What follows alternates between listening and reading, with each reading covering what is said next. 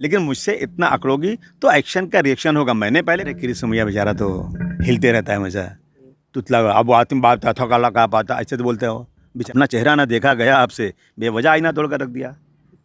थूको मत मेरे ऊपर, तुम्हारे ऊपर थूकाएगा। मैं कभी किसी को मारता नहीं। ये मैडम जो गई नागपाड़ा से, जब ये बाहर कह रही कि हम लोग धरने पर बैठे हैं तो सोशल डिस्टेंसिंग नहीं हो रही है। चलो ये तो जान आम जनता थी, कानून शायद नहीं इतना ख्याल की होगी नहीं, लेकिन मैंने देखा कि पुलिस स्टेशन के अंदर जब इनको सियाफ करने के लिए पुलिस वाले खड़े हैं, सब एक साथ खड़े हुए हैं। वहाँ क्यों सोशल डिस्टेंसिंग नहीं हो रही? ऑल इंडिया टेक न्यूज़ में आज हमारे साथ मौजूद है अब्बू हाशमी आज़मी साहब, जो कि एमएलए है गोंडी से और महाराष्ट्र प्रेसिडेंट समाज। अचानक से हम लोग अब्बू हाशमी साहब की टेरिस पर आए, वहीं अब्बू हाशमी साहब वॉकिंग कर रहे थे, तो अब्बू हाशमी साहब को हम लोगों ने पकड़ कर इंटरव्यू के लिए बात की अब्बू हाशमी साहब से। सर, आपका ऑल इंडिया टेक न्यूज़ में स्वागत है। धन्यवाद, शुक्रिया आपका। सर, आपका कांटेक्ट नहीं हो पा रहा था आपसे, सर मिलने की कोशिश, कॉल भी करे थे आपसे, तो सर कुछ ज़्यादा बिजी थे सर आप? नहीं बिज़ी तो क्या हूँ, मतलब बिज़ी इसलिए कि जो मज़दूर जा रहे हैं उनको ज़्यादा से ज़्यादा कैसे जल्दी से भेजा जा सके। जो जिनको रोक सकते हैं हम लोग रोक रहे हैं कि मत जाओ मत जाओ, लेकिन जिनके पास कुछ काम ही नहीं है, परेशान है, खाने को नहीं है, सड़क पर सामान लिए बैठे हैं, उनको जल्दी से जल्दी भेजने के लिए मैं ये इस कोशिश में लगा हूँ। मैं उसी में आजकल मेरा दिन रात उसी में बिज़ी रहता हूँ। और अभी शाम को क्या हुआ कि दिन भर बैठे रहना, ऑफिस जाना नहीं, तो मैं वॉक करने आ गया तो आप यहाँ पहुँच आए। और सर देखा जा रहा है, जब से लॉकडाउन हुआ है काफ़ी मज़दूर लोग, लॉकडाउन 1 से काफ़ी लोग एकदम शांत था मामला, जैसे 2 और 3 जैसे लॉकडाउन बढ़ता गया वैसे लोग बाहर आते गए, काफ़ी लोग सर पैदल जा रहे, यहाँ तक कि सर हमने तो ऐसा ऐसा देखा है कि अब प्रेग्नेंट लेडी, उनकी डिलीवरी भी रास्ते में हो गई चलते चलते गाँव जाते टाइम पर। तो सर ये ऐसा जो माहौल हो रहा है सर, उस पर आपका क्या कहना है? आप कैसी बात कर रहे हैं? मोदी जी तो कह रहे हैं ना कि हम तो बिल्कुल से, मोदी जी के मिनिस्टर गडकरी साहब परसों टीवी पर बोल रहे थे कि हमने रास्ते में गाड़ियां लगा दी, बस लगा दी और हम सबको पहुंचा रहे हैं, राशन बांट रहे हैं। और आप कह रहे हैं कि पैदल जा रहे हैं। तो आप बताइए मुझे। अरे भाई, अफसोस है, पूरी दुनिया में हमारी जग घंसाई हो रही है, हमारे पास मैनेजमेंट नहीं है। देखिए ऐसा है कि जब पहला लॉकडाउन हुआ था तो लोग उसके पहले काम धंधा करते, बिजनेस व्यापार कर रहे थे, 10 दिन 5 दिन 15 दिन खाने के लिए उनके पास था, तो वो लोग परेशान नहीं थे। अब जैसे जैसे दिन बढ़ता गया उनकी पूंजी ख़त्म होती गई, नया पैसा कोई आ नहीं रहा है, और वो गरीब नहीं, बल्कि अब जो लोग काम धंधा बिजनेस व्यापार वाले हैं, जिनके पास बड़ी बड़ी कंपनियां इंडस्ट्रीज़ हैं, वो भी कोरोना में मरना है या जो भूखे मरना है तो मैं अपने घर चला जाऊं। मोदी जी बहुत हठधर्मी है इनकी, आदरणीय प्रधानमंत्री जी की। ये आते हैं रात को 12 बजे के बाद 500 की 1000 की नोट रद्दी का टुकड़ा बन जाएगा, बगैर राय बात मशवरा लिए हुए लोग लाइन में लगे, कितने लोग मर गए अपना पैसा। और आज जो है, इन्होंने जब लॉकडाउन अनाउंस किया तो उस वक्त लोगों से बात करने, भाई लोग आज यहाँ पे शहर और गांव में बहुत फ़र्क है। लोग अपना गांव छोड़ करके, हर गांव का आदमी, हर घर का आदमी आज मुंबई में बेचारा रोजी रोटी कमाने आ रहा है। अब उसके बाल बच्चे गांव में हैं। अब वो ऐसे भी गर्मियों में जब एग्ज़ाम होता है उसके पहले रिजर्वेशन कराता है, गांव जाना चाहता है, और आपने आकर के बड़ी ढिठाई के साथ 4 घंटे का टाइम देकर लॉकडाउन लगा दिया। सब परेशान है। अब शर्म आना चाहिए, लोग ट्रक से जा रहे हैं, पैदल जा रहे हैं। अब आपने जैसा कहा, अरे 1600 किलोमीटर पैदल, पैरों में गोश्त निकल आया लोगों का, चप्पल नहीं। ये तो कमाल की बात है, पूरी दुनिया ने देखा, एक बच्ची अपने बूढ़े बाप को साइकिल में बिठा करके दिल्ली से बिहार चली गई। बताइए क्या मजाक है ये? इन चीज़ों को देखकर दिल रोता है। कितना रोया हूँ मैं इन सब चीज़ों को देख करके। इंसानियत का ये काम है कि हम जितना भी लोगों को मदद कर सकते करें, करना तरफ से भी भेजते, काफ़ी लोगों को गांव भेजा जा रहा है और खाने पीने का भी काफ़ी इंतजाम करें। सर, अब तक आपने कितने लोगों को, और कितने लोग अभी पेंडिंग में आपके पास जो गांव जाना चाहते हैं? देखिए बहुत लोग आए। मैंने एक आधा लोगों से, भाई जिसको तकलीफ़ होती है मुझे बताओ, मैं कोशिश करूँगा। मैं सरकार से, रेलवे मिनिस्ट्री से, यहाँ से वहाँ से बात करके जल्दी जल्दी लोग चले जाएँ उसकी कोशिश करूँगा। और क्या होता है कि जब रेलवे में लोग नाम लिखाते हैं, समझिए एक ट्रेन में 1500 लोगों का नाम लिखा है, अब 1500 लोग जब पुलिस बुलाती है तो उसमें मालूम है 300 लोग चले गए, पहले ही पैदल चले गए या ट्रक में चले गए, वो 300 भी खाली ना जाने पाए। मैं अपनी गाड़ी में, अपनी स्कूल की बस में, अपनी प्राइवेट गाड़ियों में लोगों को बिठा कर लाकर वहाँ खड़ा रखता, जैसे चांस मिले उनको बिठा दो अंदर तो, और नहीं जाए तो उनको घर वापस छोड़ दूँ। लेकिन पुलिस ने क्या किया कि ये मिसमैनेजमेंट है देखिए, और यही मिसमैनेजमेंट की वजह से एक पुलिस अफसर से मेरा मेरी तकरार हो गई और इतनी बड़ी बात की बवाल बन गया। देखिए, मैंने होम मिनिस्टर साहब को लिखित आदमी का खुद की वॉइस में, उसकी आवाज़ में वीडियो दिया है कि देखिए ये परेशान है। मैं आपको दिखाऊं कि पुलिस ने मार के सर फोड़ दिया है। मैं बोलूँगा तो अभी बहुत लोग कहेंगे आप अबू आसिम साहब पुलिस का मनोबल तोड़ रहे हो। नहीं, मैं पुलिस की बहुत इज़्ज़त करता हूँ, सलूट करता हूँ, लेकिन मुझे बताइए ना, पुलिस सर फाड़ दे फिर भी सलाम करूँ क्या? पुलिस जो है पैसे लेके भेजे फिर भी सलाम करूं क्या?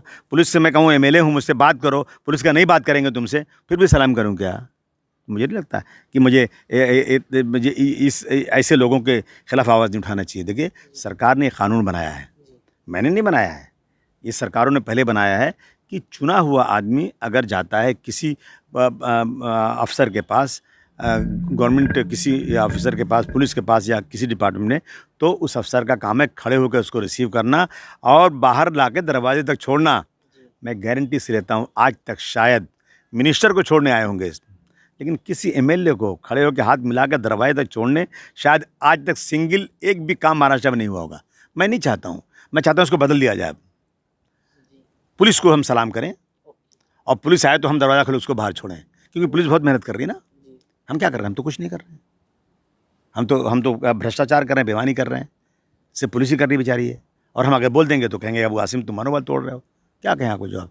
हम ये जब नागपाड़े पे जब लोगों की शिकायतें सुनी तो आंख में आंसू आ गए। एक बूढ़ी माँ 80 साल की कहेगी कि बेटा मैं सुबह 4 बजे से बैठी हूँ, रात को 2 बज गया है, मुझे भेजा नहीं गया, मेरे को खाने को नहीं मिल रहा है। खाने के लिए जो लोग दे रहे हैं यहाँ ला करके, कोई पार्टी के लोग, कोई एनजीओ के लोग, वही खा रहे हैं, लेकिन पुलिस तो कोई जवाब ही नहीं दे रही है।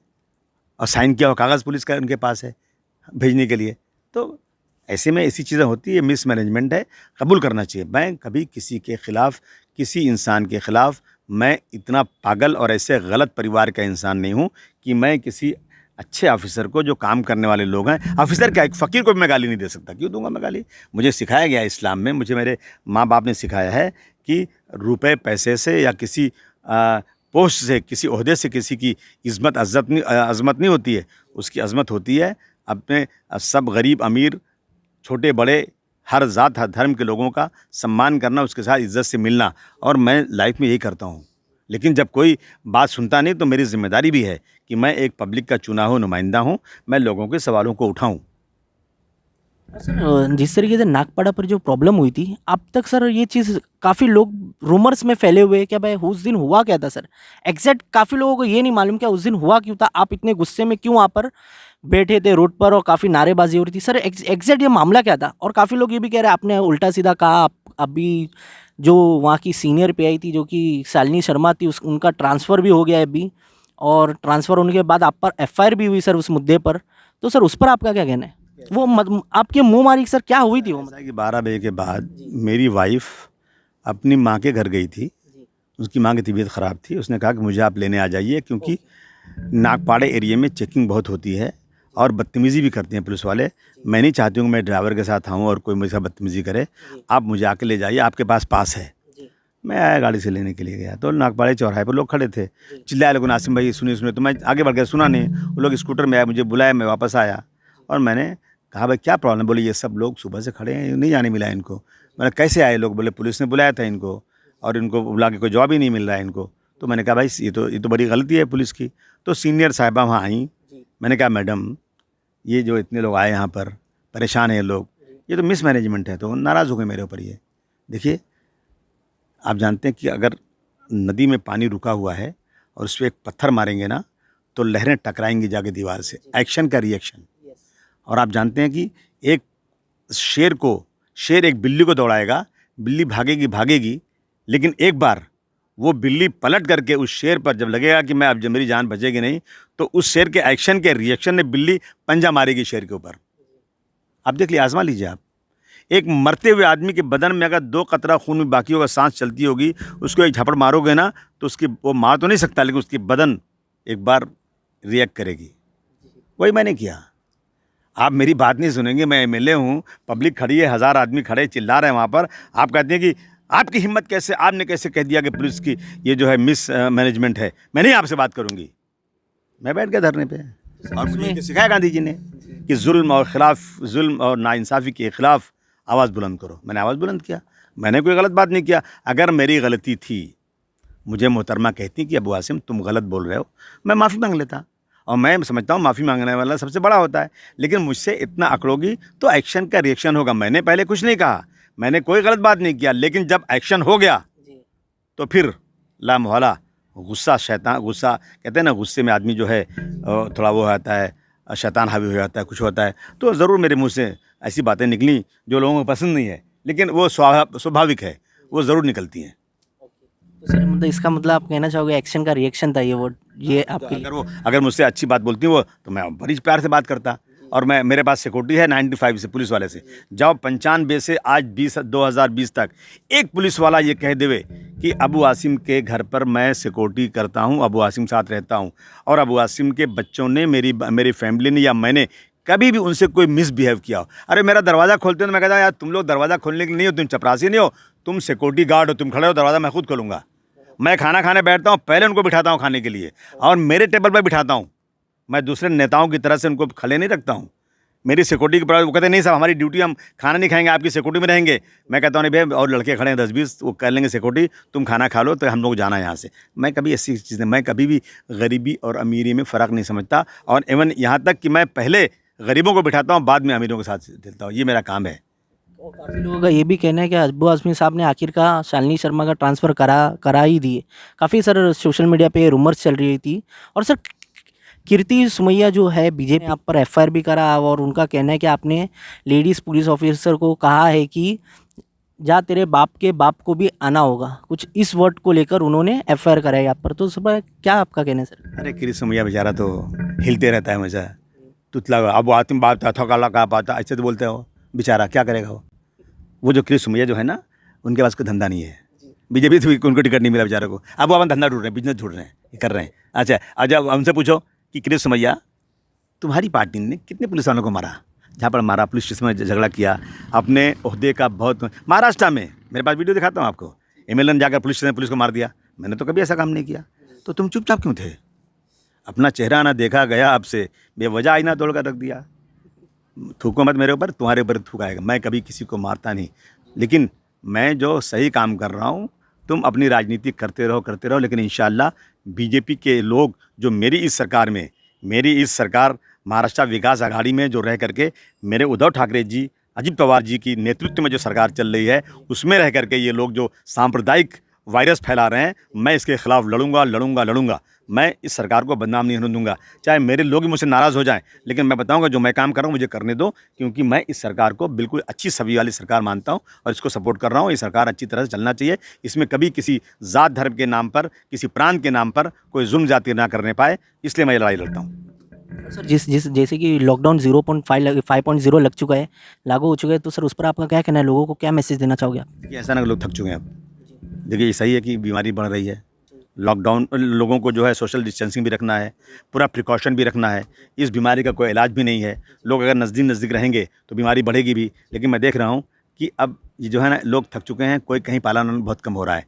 मैंने देखा अभी ये मैडम जो गई नागपाड़ा से, जब ये बाहर कह रही कि हम लोग धरने पर बैठे हैं तो सोशल डिस्टेंसिंग नहीं हो रही है। चलो ये तो आम जनता थी, कानून शायद नहीं इतना ख्याल की होगी नहीं, लेकिन मैंने देखा कि पुलिस स्टेशन के अंदर जब इनको सियाफ करने के लिए पुलिस वाले खड़े हैं, सब एक साथ खड़े हुए हैं। वहाँ क्यों सोशल डिस्टेंसिंग नहीं हो रही है? वहाँ तो होना चाहिए। तो ऐसी कितनी जगह पर है। तो लोगों को, सरकार को ये कह देना चाहिए कि देखो अब इस बीमारी के साथ ही जीना है, इसी के साथ ही रहना है, इसी के साथ कारोबार करना है और ज़िंदगी भी ऐसे ही चलाना है।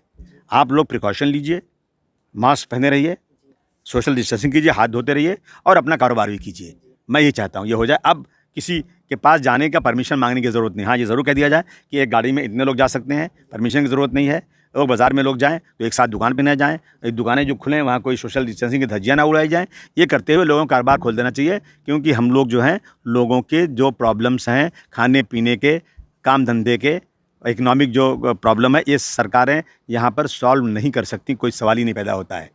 ये इसलिए लॉकडाउन कम से कम ज़्यादा से ज़्यादा इसको ख़त्म करके और लोगों को फ्री करने की कोशिश करना चाहिए। Sir all India tech news में आपका बात करने के लिए बहुत बहुत शुक्रिया सर, थैंक यू। ओके भैया, बहुत शुक्रिया आपका।